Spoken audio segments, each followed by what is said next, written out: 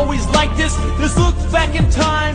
History reminds us, one army, one land, one central authority, crushing the Romans, Persians put in fear. The Ummah like a lion, no need to shed a tear. When the village was attacked by the kuffar, the Khalif heard the sisters cry, prepared for war, attacking the city, destroying it from existence. Lesson number one, don't ever mess with Muslims. The Imam of the Ummah is a shield, where he protects the Ummah, and where the Ummah fights behind him. Where is the shield today to protect the Ummah? What happened to the shield to honor and dignify the Ummah? In 1917, Prime Minister of Britain, after entering Jerusalem, stated, the Crusade War has ended. In the same year, the French General Gouraud went to the grave of Salahuddin Ayyubi. Salahuddin Ayyubi, the one who 730 years prior crushed the Crusade and liberated Palestine and Syria. He went to his grave in Damascus and kicked it and said, "Wake up, O Salahuddin, we are here." How do they do this to you and me? We turn on the TV and all we see is a world full of casualties, a generation agony. Our ummah is a misery. Let's go back to the beginning of the century and review our history.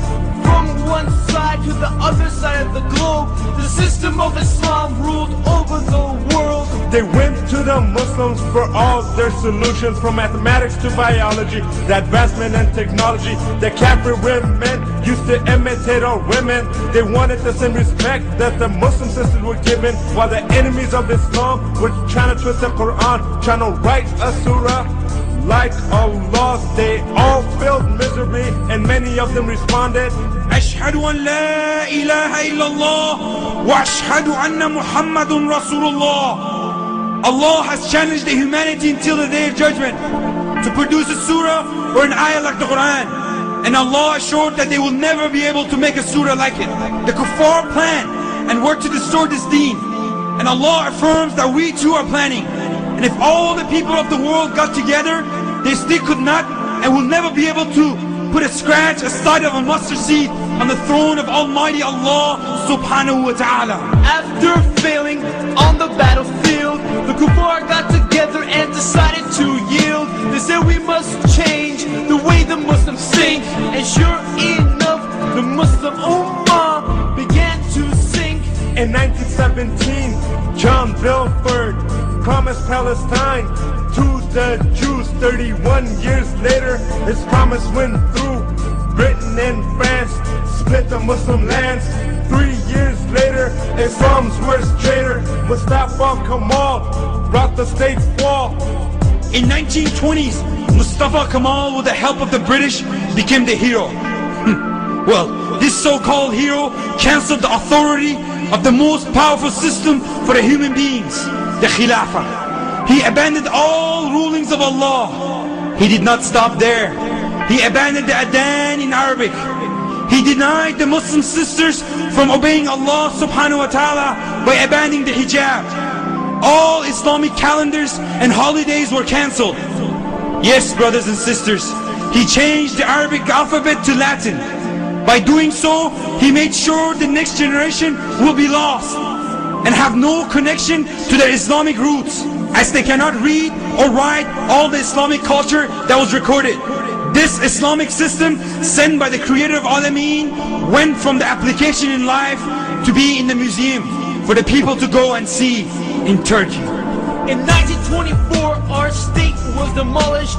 100 years of planning and their plans were accomplished. Kafirs broke our bondage, contaminate our knowledge. Better listen up, cause you won't learn this in college. Beginning of the end and the divisions began. Step by step, they divided our lands. In 1921, Saudi Arabia and Iran. Next year, Egypt, and in 32, Iraq.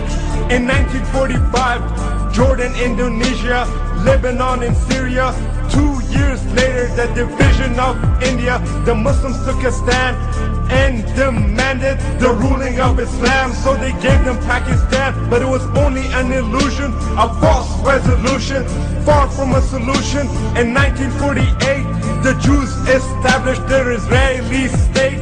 In 1901, the Kuffar went to Sultan Abdul Hamid II and offered to pay a tremendous amount of money to the Islamic State for Palestine. Sultan Abdul Hamid II replied, "I am not going to give 1 inch of Palestine to the Jews, as Palestine is not mine to give, but it belongs to the Ummah, and Ummah have shed blood to defend this land. But if one day the Islamic State falls apart, then you could have the Palestine for free. But as long as I'm alive, I would rather have my flesh be cut out than cut Palestine from the Muslim land. I will not allow any carving while we are alive." Somalia, Nigeria, Kuwait and Algeria. In 1964 came the PLO, Yasser Arafat, the US scarecrow. A great decline in 1969 when the West was training Muslim scholars for hire. Jews were setting Al-Aqsa Mosque on fire. Let's recall 1970 for those who don't remember. That was the year that we had Black September. The King of Jordan and Yasser Arafat began their plot. Shot after shot, Muslim blood spilled as innocent Muslims were killed. Communism attacked, but Muslims fought back. The sincere Mujahideen of Afghanistan fought and pushed back the Russians, and then they started to fight among themselves. Khomeini became in power with a promise of ruling and raising the Ummah to the level of dignity, but his promise never went through. Soon after, Iran and Iraq went to war, and millions of innocent Muslims died. For 10 years, Muslims killed Muslims. Over what? What else? The agenda of the West. At the end, there were no resolutions. Today, Iran is very much open to democracy and reformation, and the Muslims in Iraq continue to suffer. Subhanallah, where is the Amir of the Ummah? Another decade gone, but we still don't have Islam. Take a look at the Gulf and the killings of Saddam. Over 1 million Muslims died, but no one answered their cries. In the 1990s, the Muslim genocide, Bosnia, Kosovo, Chechnya, Dagestan. Bring back Islam, bring back Islam, bring back Islam, bring back Islam. It's the year 2000 and nothing has changed. Past generations age, let's write the next page. It's time for us to change. It's up to you and me. Either we make history or we become history.